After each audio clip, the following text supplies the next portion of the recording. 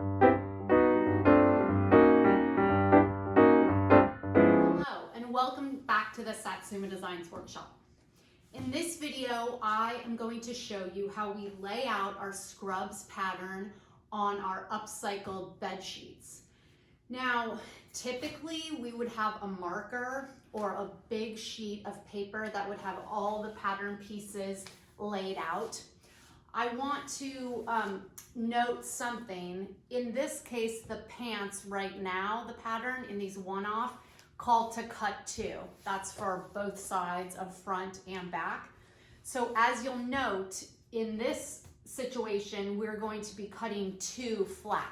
So I'm going to be chalking and cutting these two panels and then chalking and cutting another two panels so that we have a complete set of pants in each layer of our sheets here, which range in size from a double to a queen to a king.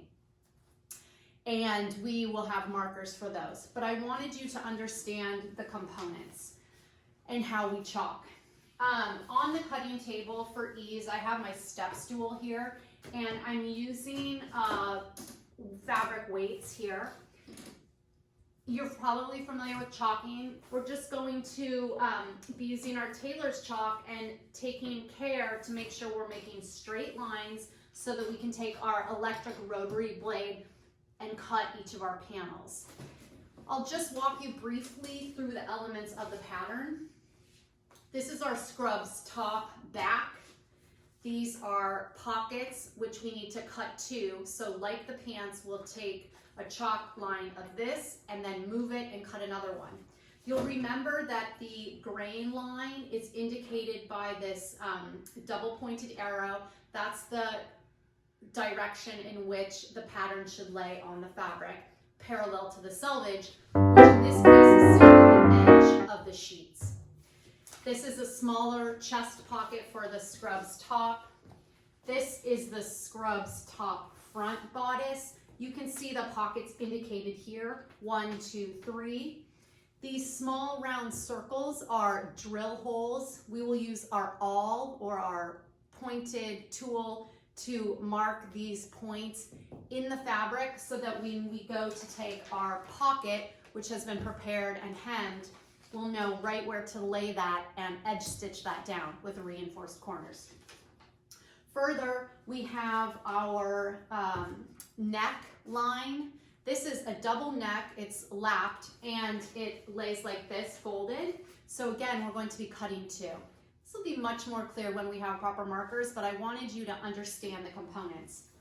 This is the back bodice neckline. It's cut on the bias so that we have a little bit of stretch during our sewing operation. Makes it quite easy. So you'll want to know, that you'll want to cut this on the 45-degree angle to the selvage or the grain line. Next, we have our pants, which I explained a little bit, and we have just a single pocket on the pants, the back right. So we'll just cut one of these.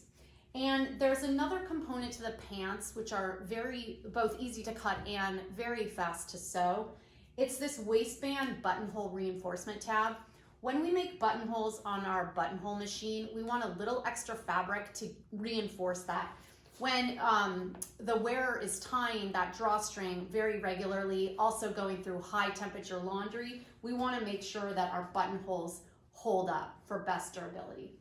Okay, that pretty much runs through what the pattern looks like. We would be chalking and then cutting and then taking next door to the sewing workshop to begin construction. So I'll meet you back then.